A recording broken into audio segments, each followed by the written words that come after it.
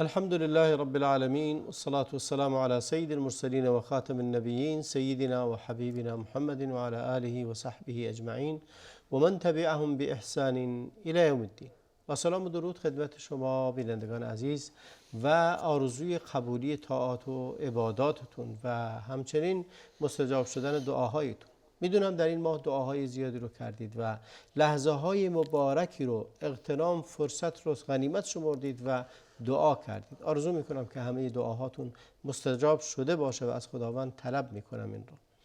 امروز هم در مورد بعض دیگری از احکام روزه ماه مبارک رمضان صحبت خواهیم کرد. مهمان گرامی برنامه جناب دکتر محمد عبدالرشید عباد هستند. سلام دارم خدمتتون و از اینکه قبول زحمت فرمودید بسیار متشکرم و همچنین طاعتتون هم قبول باشه.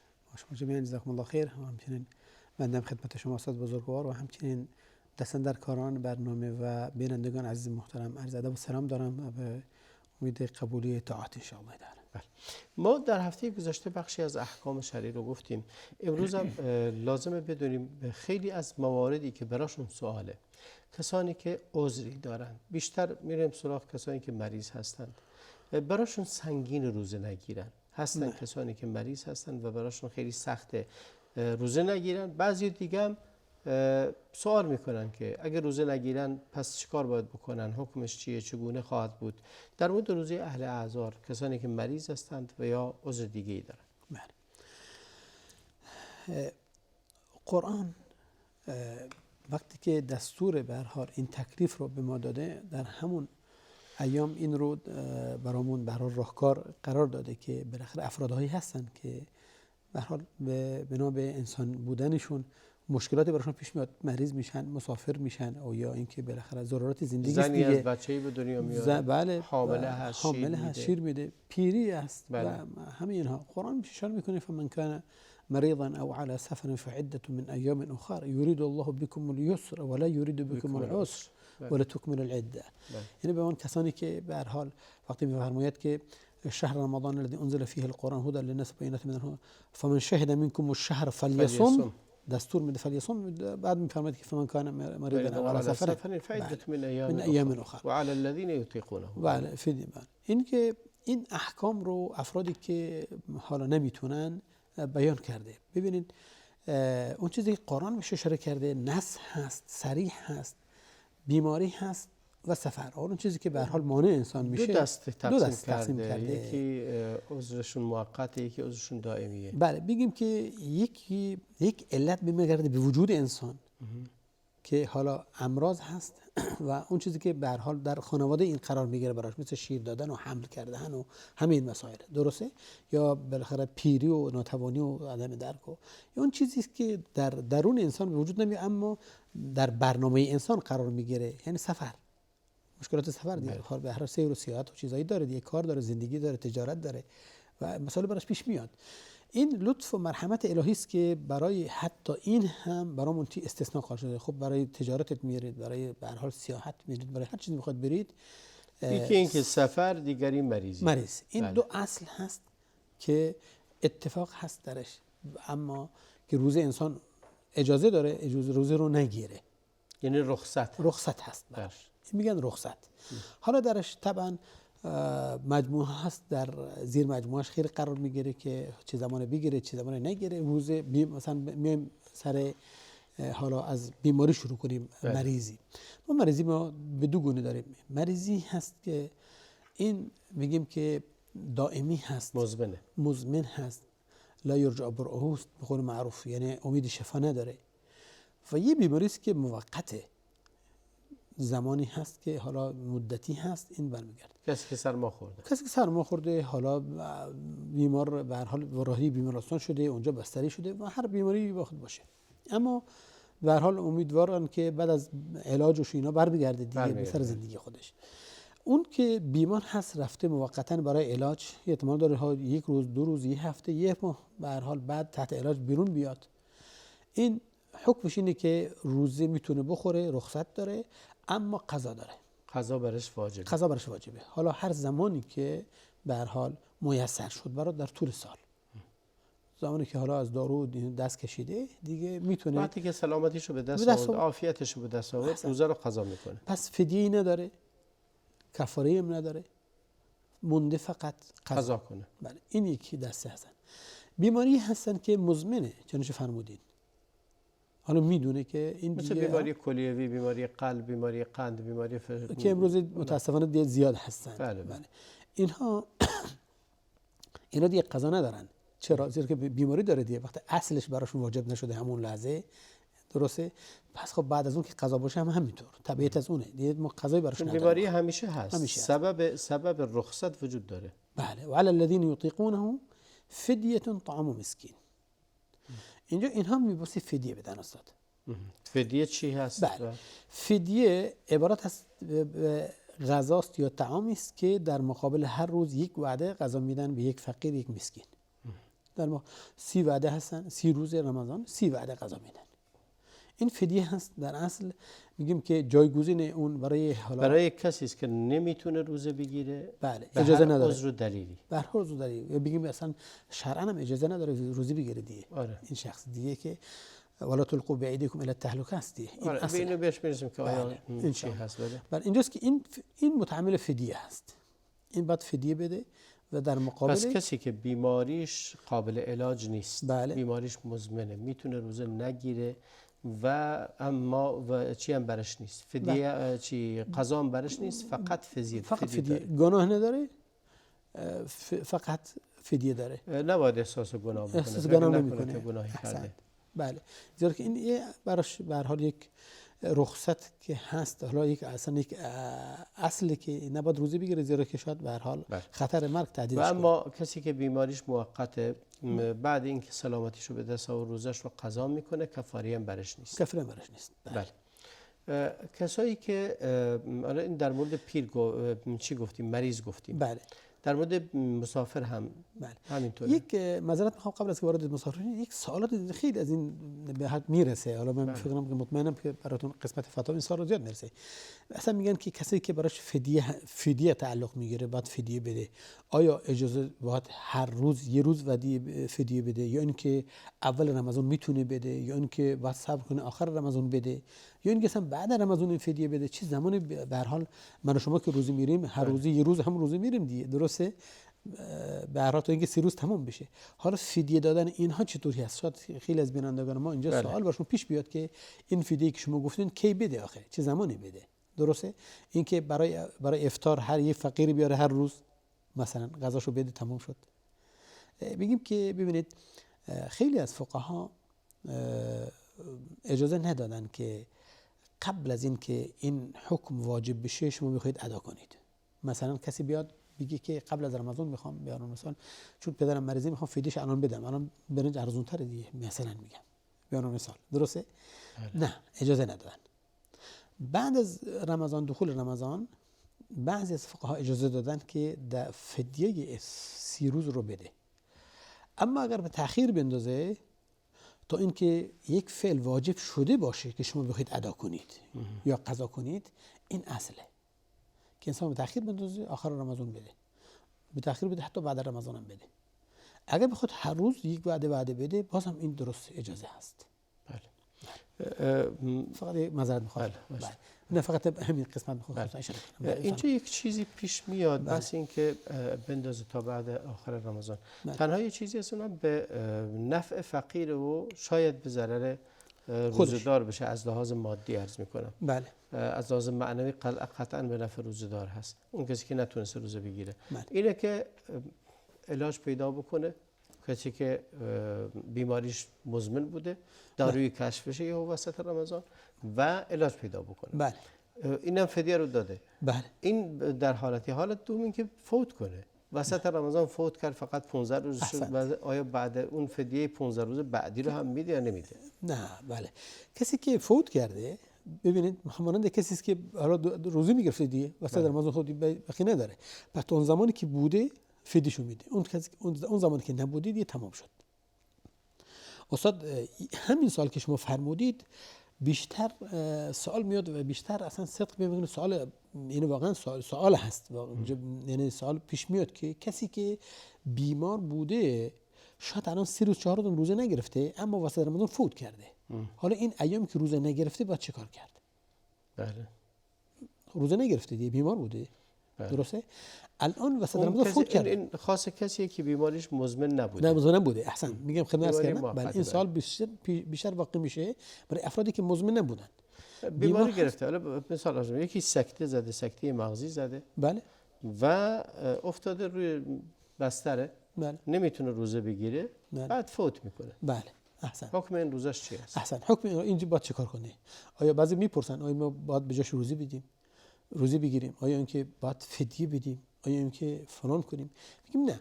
این شخص الان روزه نرفته و بیمار بوده، این به عنوان مزمن نیست، مزمن نبوده براش. یک فرد این چیزی نداره، هیچ چیز، نه کفاره نداره، کفاره نه فدیه داره، چون نه کفاره فرصتی داره، برای قضا نداشته. فرصت نداشته که قضا کنه. بله.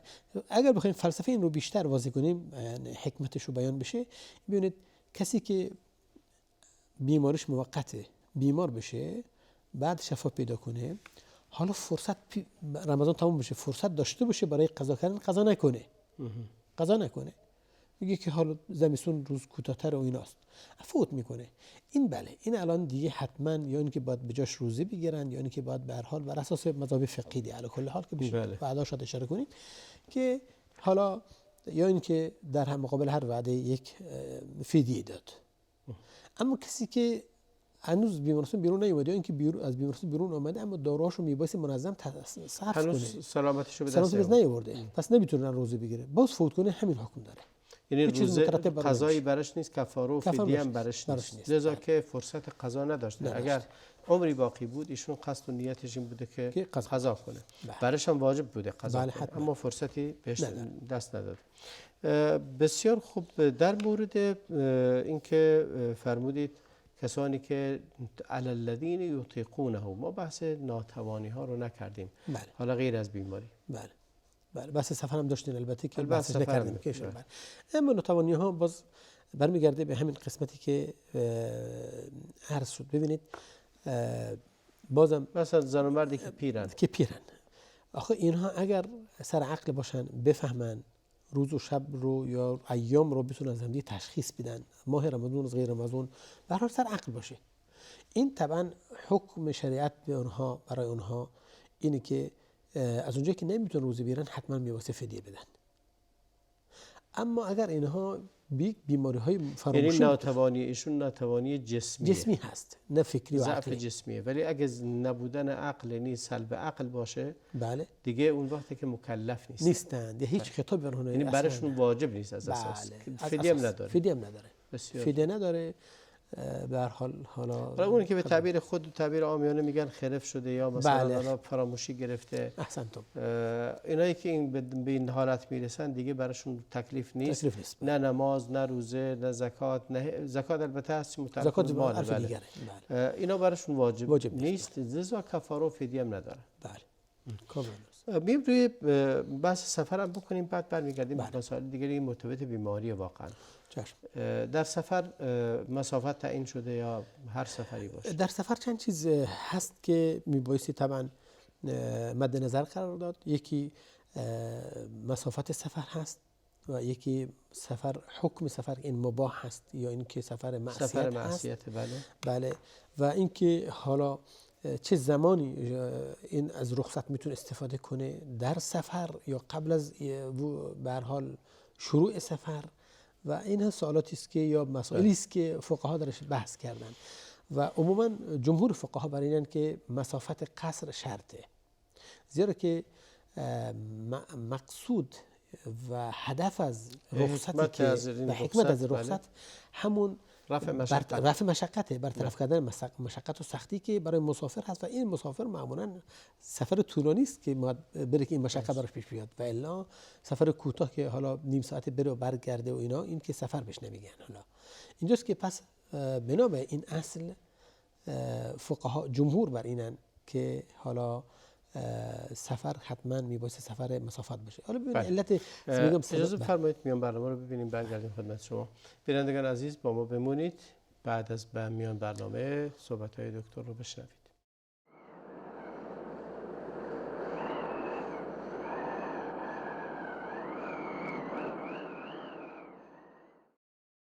با سلامی دوباره خدمت شما بینندگان عزیز. در بحث احکام شرعی روزه کسانی که دارای عذر و رخصتی هستند.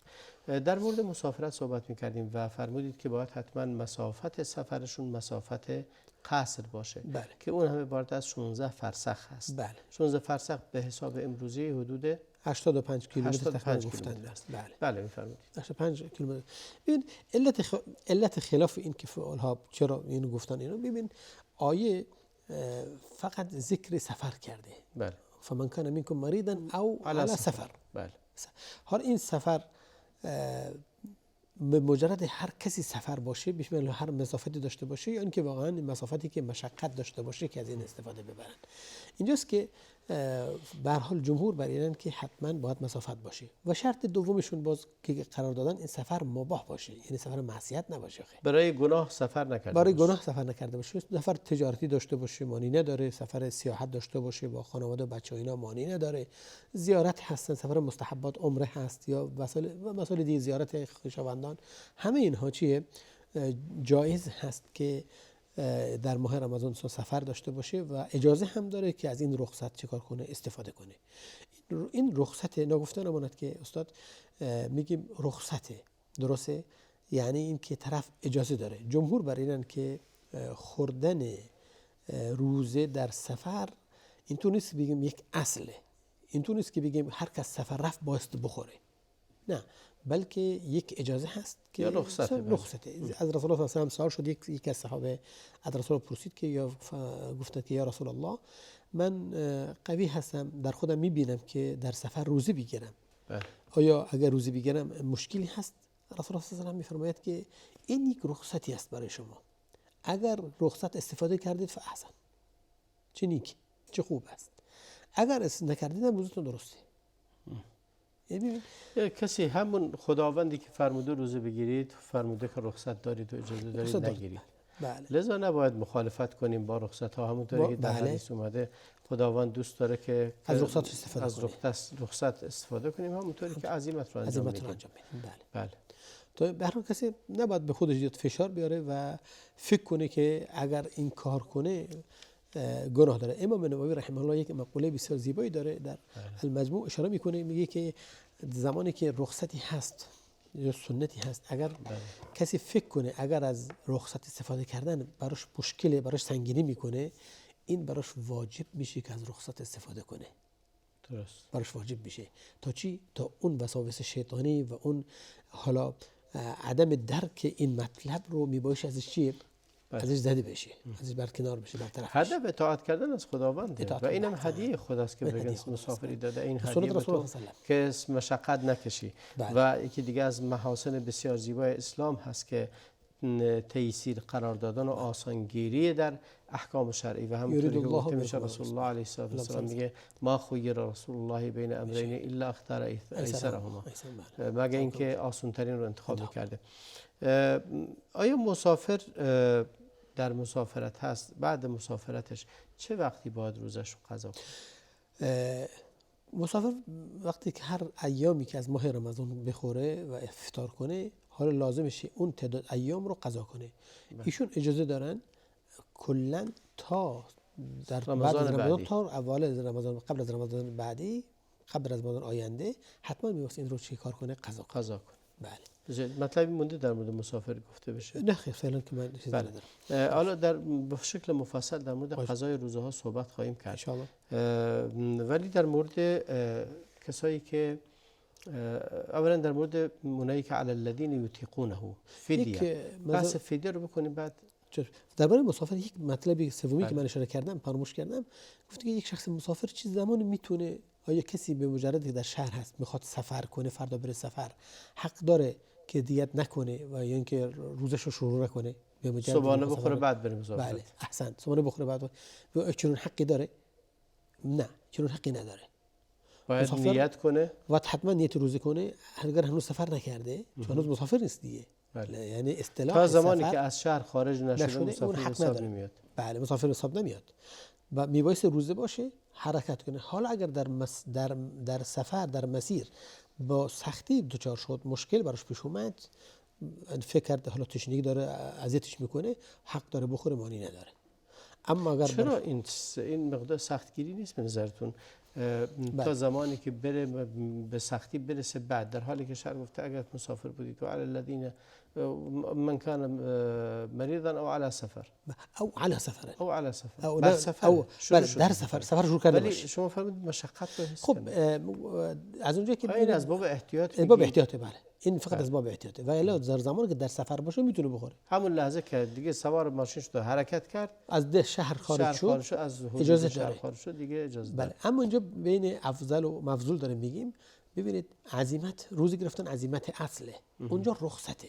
درست. رخصت وقتی میخواد چی، وقتی این مسئله پیش اومد از این رخصت استفاده میکنه دیگه. و اینم که میفرمایید تا زمانی حرکت نکرده و از شهر خارج نشده احتمال داره که این روزش چیزش به هم بخوره، سفر به هم بخوره. بله. و حالا مثلا اگه هواپیما بگن بله کنسل شد، بله. اگه ماشین نمیدونم راه بسته شد، اگه هر چیز دیگری که احتمال داره پیش بیاد، به خاطر همین تا زمانی که حرکت نکرده روزش رو نمیخوره.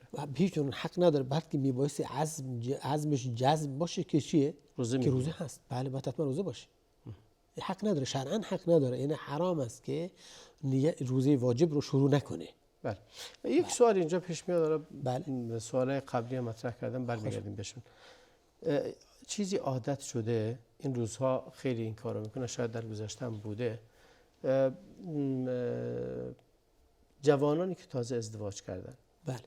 جوانانی که تازه ازدواج کردن، حالا یا قبل رمضان ازدواج کردن و حالا وارد رمضان تازه عروس شده، تازه عروسن هنوز. اینا به قصد این که بتونن با هم دیگه ارتباط معاشرت جنسی داشته باشن سفر میکنن، فقط به خاطر اینکه در از سفر استفاده کنه از این رخصت. بله. آیا براش هست این کارو بکنه؟ مسافرت بشه فقط به خاطر این کار؟ بله. معنی نداره. ممنوعیتی درش نیست. ممنوعیتی نداره. همون روز سفر هستن دیگه، روزه میخورن در سفرن دیگه، علی کل حال مقصد سفر فقط عصیان نباشه. اینم عصیان نیست آخه. اون چیزی گفتیم سفر میتونن به قول تعبیر عامیانه ماه عسلشون در رمضان در سفر در یک از شهرهای پس برای اونا جایزه، برای مسافر جایزه که با زنش هم بستر بشه. بله کاملا درسته. ببینید اون چیزی بسیار مثلا شطاری بحث مفصل باشه درباره که در روز رمضان طبعا مقاربت جنسی حرام است. آره. اما این برای چه کسی؟ برای کسی که در روزه باشه، در ماه رمضان باشه و روزه باشه، براش حرام است. یعنی برای مریضم جایزه؟ برای مریضم جایزه اگر روزه نباشه. اگر مریض باشه روزه نباشه، اگر مسافر بوده باشه و رسیده منزل و روزه نیست با همسرشون، حالا مقاربت انجام صورت بپذیره مانی نداره. فقط کسی سوء استفاده نکنه. بله. خلاصه امروز بیماری خیلی زیاده، اما در قبالش اگر روزه باشه که بیماری قند خون دارن، بیماری فشار دارن، اینو نگن ما بیماریم، خلاصه روزه رو نگیرن ولی برن کار دیگه بکنن. بله اگر مال به هر حال همسر خودشون که دیگه براشون حرارت سبب هست استاد. اما اون چیزی که حرام هست در ماه رمضان شرط اولشه و در حال روزه بودن، این حرام است. همسر خودش هم هست حرامه. اگر جزء مبتلات هست و حرام هست و کفاره سنگین هم داره که خواهیم رسید به بحث مبتلات روزه خواهیم گفت. فعلا روزه اهل اعذار. میم روزه زنان، این خیلی سوال ازش میشه. زنانی که حامله هستن، زنانی که شیر میدن، زنانی که اونی که تازه واسه حمل کرده، اون حکمش جداست. جزو کسایی که روزه برش نیست اصلا در اون حالت. ولی زنانی که حامله هستند آیا روزه نگیرند حکمش چیه؟ آیا جایز نگیرند؟ رخصته؟ ببینید استاد این برمیگرده به خود فرد. ببین ما به صورت بنا به این وصف حکم نمیشه کرد. نمیگیم که هر کسی حامل هست حق نداره یا هر کسی شیر میده حق نداره. ببینید اگر کسی حامله احساس ضعف میکنه، احساس مشکلات میکنه برای خودش یا برای حملش، یا پزشک برش توصیه کرده که روزه برات ضرر داره برای خودت یا برای حملت، اگر اینا باشه طبعا اینجا به عنوان که مریض هست این حق داره روزش رو بخوره، اجازه داره، شرعاً اجازه داره که روزش رو بخوره و قضا هم داره. خب به طبیعت زنی که حامله هست بیشتر از بقیه مردمان عادی که این وضعیت رو ندارن بیشتر خسته میشن و نیاز به مواد غذایی بیشتری دارن، چون هم برای خودشون هم برای جنینی که در شکم دارن. برای هر دوشون این هست و امروز هم علم اینقدر پیشرفت کرده که مردم معلومات بیشتری دارن که چه موادی، به خاطر همین هم دکتر شدن ماشاءالله. همه دربارش میگن که خلاصه این برای جنین بعد این مواد باید برسه، اون یکی مواد باید برسه. اجداد ما 1400 سال تا به امروز حامله بودن و روزه، هیچ کی روزه رو گرفتن، نماز شبشون رو خوندن، تراویحشون رو خوندن، مثل قبل هم کار کردن، در مزرعه و در خونه و در همه جا کار کردن. ولی خب نمیشه به هر حال این نسل رو با نسل قبلی مقایسه کرد. بله. در صورت کلی جناب عالی فرمودید اگر باید خودش بدونه، اگر براش قابل تحمل روزه گرفتن و پزشکش هم بهش میگه به ضرر نمیرسونه، به جنینش ضرری نمیرسونه، باعث نمیشه که دچار سوء تغذیه‌ای بشه خودش یا بچهش، در اون صورت براش جایزه که روزه بگیره. ولی اگر مشکل خاصی براش ایجاد میکنه، سنگینی و خستگی اضافی بر حالت معمولی خب روزه همینطوری یک مشقت داره، یک خستگی داره. اگه اضافه بر اون خستگی معمولی خستگی ایجاد میکنه، جایزه براش روزه نگیره. بله کاملا جایزه. خب روزه نگرفت، بعد از وضع حمل خب باز هم مدتی نمیتونه روزه بگیره. بعد اون هم شیر میده به بچهش. بله. تا 2 سال باز شیر بده. بله. اگه دوباره روزه مانع شیر دادنش بشه، بازم باعث گرسنگی بچهش بشه، بازم حق داره نگیره. جایزه براش نگیره. بله. خب جایزه نگیره و میتونه بازم حتی برای رمضان بعدش هم برای رمضان بعد. حالا میشه دو سال روزه نگرفته. بله. خیلی از اونها هستن سالی یه بارم حامله میشن، بعد دوباره حامله شد بچه بعدی، مشکل پیش میاد. باز همین حالت پیدا میکنه، براش جایزه. حالا من سوالم میرسه به اینجا که بگم وقتی که چند ماه روزه جمع میشه، آیا اینا رو قضا بکنه یا فدیه بده؟ نه استاد، قضا که شکی درش نیست. قضا میبایستی حالا تقسیم کنه در بین ایامش، در شکی نیست. باید قضا کنه. فدیه نیست، باید قضا کنه. فدیه دو مذهب است. بعضی علما بر اینن و از معاصرین هم. سوال من از کفاره نیست، سوال من از فدیه است. از فدیه است. نه کفاره که صورت نمیگیره اینجا. کفاره برای یک در اصل یک انتقام است، برای یک گناه است، برای رفع یک گناهی است. اینجا که فدیه جایگزینه. احسنتون. مثلا مذهب شافعی بر اینه که به مجرد تأخیرش از یک رمضان، یعنی از قضا از یک وقت به وقت دیگه، خود این سبب فدیه هست. اجازه می‌فرمایید توقف کنیم برگردیم؟ خواهش می‌کنم. بینندگان عزیز با ما بمونید، توقف می‌کنیم و برمیگردیم به استودیو.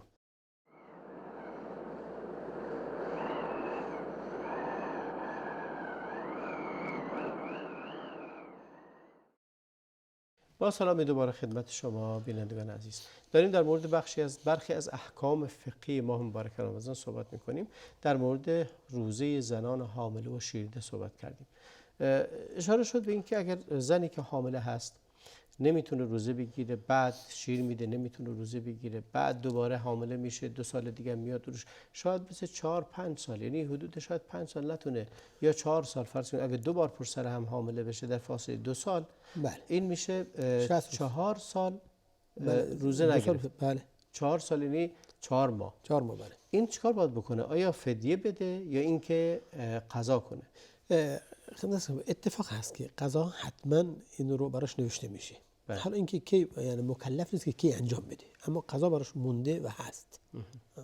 اما مسئله فدیه درش خلافه که آیا فدیه مترتب میشه براش یا نه. خیلی از علما هستن و از معاصرین بر اینن که از اونجایی که ایشون خودشون مقصر نبودن، به هر حال یک امر طبیعی است براش که پیش اومده و خودش درش نقشی نداشته، پس هیچ فدیه‌ای براش متحمل نمیشه براش نوشت. فقط قضا هست. فقط قضاست. حالا بعضی از مذاهب مثل مذهب شافعی، بعضی از معاصرین میگن که فقط فدیه است، مثل علی الذین یطیقون، چون دیگه خیلی زیاد میشه و خارج از طاقت این همه روزه گرفت. اجتهاد بعضی بعضی از معاصرین بر این هست، اما مذاهب از بزرگان و اصحاب ائمه بله اونها بر اینن که قضا به هیچ عنوان اینجا نمیشه. هر 4 مذهب میگن قضا واجب. بله، هر 4 مذهب اتفاق است برشان که حتما قضا داره. این زمانی است که دیگه اگر ببین استاد، اگر این حالت براش پیش بیاد، دیگه خودش هم به یک حالتی برسه یا حالتی بهش دست بده که روزی گرفتنش مشکل باشه، یعنی برسه به همون سن حالا الذین یطیقونه نمیتونه جسم بگیره، این دیگه ازش ساقط میشه، دیگه چیزی نمونده براش، فدیه میده تمام شد، دیگه مبدل میشه به فدیه. اما زمانی که استطاعت داشته باشه و توان داشته باشه این رو تقسیم میکنه. اما مخاطب نیست که هر 3 روز پشت سر هم بگیره، مخاطب نیست که هر چند ماه پشت سر هم بخواد بگیره، نه چنین چیزی نیست، بلکه برمیگرده به هر حال به حسب ظروفی که براش پیش میاد، به حسب رغبت خودش، که حال هفته 2 روز میگیره، هفته 3 روز میگیره، هفته 1 روز میگیره، اصلا معنی نداره. درست. بله میتونه به عنوان قضاش یادداشت کنه بنویسه.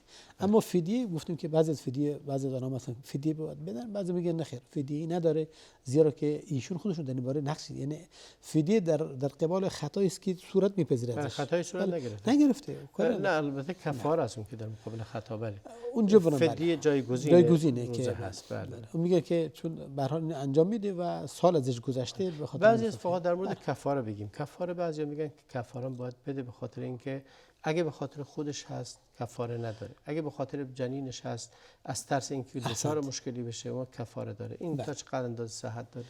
این یک مذهب شافعی بر اینه و یک روایت از احمد رحمه الله بر این است که چی، افرادی که اگر ترسش یا مشکلش در اصل برای خودش است و برای بچهش یا برای خود تنها است، در این صورت هیچ فدیه نداره یا کفاره نداره. اما اگر به خاطر خودش میتونه، اما از اینکه مبادا بچهش گرسنه بمونه، زنی که شیر میده، یا نکنه مبادا فرزندش مثلا از روزی رفتنش شاید مشکل براش ایجاد بشه، حالا میخواد افطار کنه، در صورتی که حتی پزشکش چیز نکرده اما خودش این حرص داره برای بچهش، بله درسته، این افطار میکنه، گناه نداره در این باره.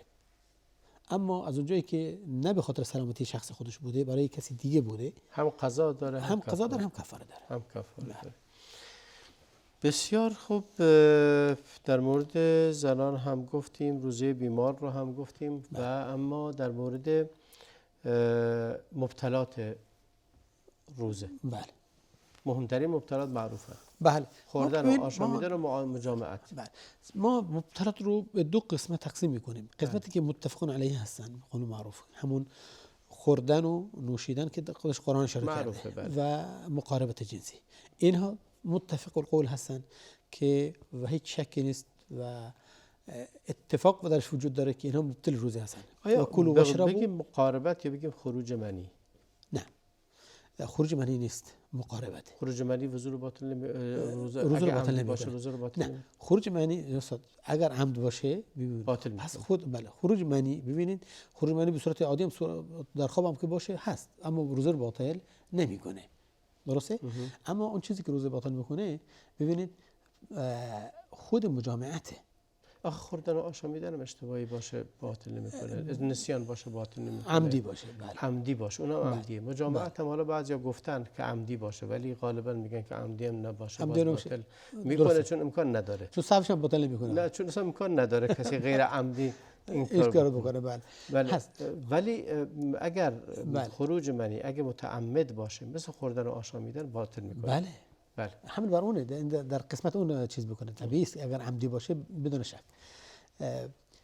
اما اونهایی که درش متفق القول نیستن، درش خلاف هستن، ببینید بر اساس این که الحاق میشن به خوردن و نوشیدن، مثلا حالا چیزی که ما میخوریم اگر مغذی باشه، آیا ببینید در نفس آیه وقتی میفرماید کلوا واشربوا حتی یتبین لكم الخيط الابيض من الخيط الاسود من الفجر ثم اتموا الصيام الى الليل، یعنی کلوا واشربوا رو در روز انجام ندید.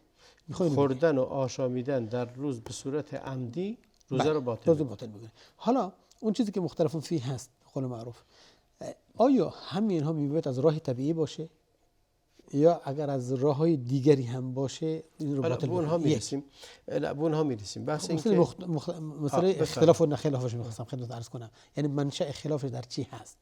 آیا اون چیزی که روزه رو باطل میکنه حتما مثل غذا باشه و نوشیدنی باشه که به هر حال برای بدن استفاده برسونه، یا اگر مثل احسن باشه خوردنی باشه اما غذا نباشه، خورده بشه اما غذا نباشه، نه خوردنی نیست، خورده بشه اما غذا نباشه، کسی مثلا یه چیز رو ببله درست. آیا اینم باطل میکنه؟ باز علما در چیه خلاف دارن. پس این که قیاس گرفتن اون چیزی که به جوف انسان میرسه بر غذا، بر نوشیدنی، اونا تعریفشون این بوده احتمالاً هر چیزی که داخل شکم بشه باطل میکنه. احسنت. حالا اینجا پس دو رأی شد. یه رأی اینه که ببینید اصلا میگه که آیا این عبادت به قول خودمون میگیم که مفهوم و مقاصدش مبین و مشخصه، معقول المعناست یا نه؟ اگر بگیم که خود روزی گرفتن معقول المعناست، یعنی اینکه شما به هر حال میبایستی گرسنگی بکشید یا اینکه به هر حال تشنه بمونید یا اینکه اون چیزی که در نمو بدنت جسم اثر داره شما این رو ازش دست بکشید و همچنین همراه با نیت و آگاهی تا اینکه روزت سالم بمونه. اگر غیر از این باشه شما ضرر میکنید. درسته؟ اما چیزی که اون قدرت غذایی نداشته باشه اگر شما بخورید برات مانع ایجاد نمیکنه، زیرا که منظور از روزه اینه. اینایی که گفتن پس اگر کسی چیزی رو ببلعه میگه روزه باطل نمیکنه، مانعی نداره چون غذا نیست داخل. درسته؟ حالا اگر داروی چیزی به انسان مصرف کنه و میگه که این غذا نیست داخل یا از منافذ اصلی نیست، اصل خلاف فقها در این اموری که شما بیان فرمودید از همینجاست، منشأش همینه که آیا این قیاس بر غذا میشه گرفت یا چنانچه اشاره فرمودید معناشون یا میگیم تعریفشون از روزه اینه که روزه یک عبادتی است که انسان باید از هر چیز دست بکشه و سلام علیک، هر چیزی به جوف نباید برسه، هیچ چیزی نه غذا نه قوت غذایی داشته باشه. اصل منشأ خلافشون از همینه. بله. الان در مورد چیزی که قوت غذایی داشته باشه، بس این که اولا منافذی که یعنی بله. حالا اگر بگیم که چیزی که در معنای غذا نیست بله. ولی داخل جوف بشه، بله. رأی راجح رو بگیم درش، چون بینندگان ما دنبال این همه اقوال نرن. بله. هر چیزی که اگه چیزی در معنی غذا نباشه، یعنی نه قابل هضمه، نه فایده‌ای برای از لحاظ غذایی فایده‌ای برای بدن نداره ولی امکان داره از لحاظ دارویی فایده‌ای داشته باشه، بله. وارد جوف و شکم آدم بشه، بله. داخل بره، به هر حال داخل شکم بره، داخل بعضی از شیاف‌های استفاده میکنن برای تبر هست، ضد عفونت هست. مثلا مثال عرض میکنم، زنانی که شیاف استفاده میکنن برای عفونت‌های مجاری ادرار یا رحم، آیا اینها چیز رو باطل میکنه روزه رو؟ بله. بر اساس اون فتوایی که ما معاصرین دارن میدن روزه باطل نمیکنه. ما راجح رو بگیم. بله روزه باطل نمیکنه. روزه باطل نمیکنه چون در حکم غذا نیست. در حکم غذا نیست. بله. اما فایده غذایی نداره، فایده دارویی داره. داره. و اتفاقا برعکس شاید باعث بشه که مقداری بدن رو هم تضعیف کنه. چون وقتی که میره همه میکروب ها رو میکشه، میکروب های مفید رو هم میکشه، مخصوصا آنتی بیوتیک ها آدم رو ضعیف میکنه، قویش نمیکنن از لحاظ غذایی. درست. پس اگر چیزی به معنی غذا نباشه کاملا درست و وارد شکم بشه، حالا مانند چیزهایی که جامدن همونطوری که وارد شدن بیرون میان یا چیزهایی که به شکل مواد دیگری هست، بله مبدل میشه، بله. اینا روزه باطل نمیکنه و درسته، مگر اینکه حالا انسان دارویی مصرف کنه یا چیزی بهش تزریق بشه که قوت غذایی داشته باشه. بله، مثل سرمه‌های غذایی. اینا روزه رو باطل میکنه بدون شک و به نام فتوای حتی معاصرین. اما اون چیزایی که این قوت رو نداره، قوت غذایی نداره، مانعی ایجاد نمیکنه. حتی گفتن منظار کردن از حلق، ببین با وجودی که وارد معده میشه، این شکی درش نیست. این میخواد بگه ببین این قوت غذایی نداره، این برای غذا نیست، این برای اطلاعی میخواد یه اشعه بگیره صورت تصویر برداری کنه از داخل فلان رو در بیاره، معنی نداره. تا زمانی که حالا اگر مگر اینکه اندوسکوپی کردن میگه روزه رو باطل نمیکنه، مگر اینکه حالا اگر این آغشته کنن به مثلا حالا روغن‌های مخصوص اینا که شاید این به هر حال وارد بدن بشه، میگیم این به خاطر این روزه رو باطل میکنه. اما اگه این نباشه مانع ایجاد نمیکنه. از لحاظ احتیاط هم اگه میتونن احتیاط کنن بعد روزه بگیرن، بعد غروب آفتاب برن، سعی بر این باشه. میگیم که ببینید مهما کان اگر چه بگیم حالا این شیعه روزه باطل نمیکنه، این روزه نمیکنه معاصرینه، اما گروهی از فقها یا مذهبی یا مذاهبی از مذاهب چهارگانه بر این هستن که روزه رو باطل میکنه. بله. پس بهتره انشالله که شر فرمودین تا زمانی که مجبور نباشه. اگر مجبور باشه که رفت خب مانی نداره، حتی قضا هم که بگیره روزشو بخوره قضا کنه تموم شد. بله. نه فرض کنیم خب قضا نگیر، روزه گرفته، دوست نداره قضا روزه رو بخوره. اگر هم این اندوسکوپی یا این دوربینی که میفرستن داخل معده همراهش مواد غذایی یا هر چیز دیگری مثل روغن هایی که میزنن نباشه، جایزه. خیلی یک دقیقه وقت داریم. قطره چشم و گوش و باطل نمیکنه. اسپری آسما اینا بله. هیچ کدوم باطل هیچ کدوم باطل نمیکنه، میشه ازش بینی استفاده کرد. بینی بله، بینی بالقدر بینی و قطرهای چون به حلق حلق میره. بله این رو باطل میکنه، اتفاق هست. یعنی هر چیزی که راه داره به شکم معده. آدم برسه، به معده بله. برسه باطل باطل میکنه. میکنه. در غیر این صورت باطل نمیکنه. بله. اگه چیزهای جامد، حالا کسی روزه گرفته، بله. حالا فرض کنید یه چیز جامدی که قابل حل نیست، مثل ریز سنگی بله. میندازه تو دهنش، بعد دیگه نفهمید کجا رفت. دفعه میره پایین. بله. اینا باطل نمیکنه، چون قابل جذب نیست برای بدن. ان شاء الله. بسیار متشکرم از اینکه زحمت فرمودید و شرکت کردید در این برنامه و به ما و بینندگان هم فایده رسوندید. بسیار متشکرم، در میزان حسناتتون باشه. از شما بینندگان عزیز تا این لحظه با ما بودید، بسیار متشکرم. خدا رو میخوانم که به همه ما توفیق عبادت و بندگی خالصانه را عنایت بفرمایید. و صلی الله و بارک علی نبینا محمد و علی آله و صحبه اجمعین والحمد لله رب العالمین.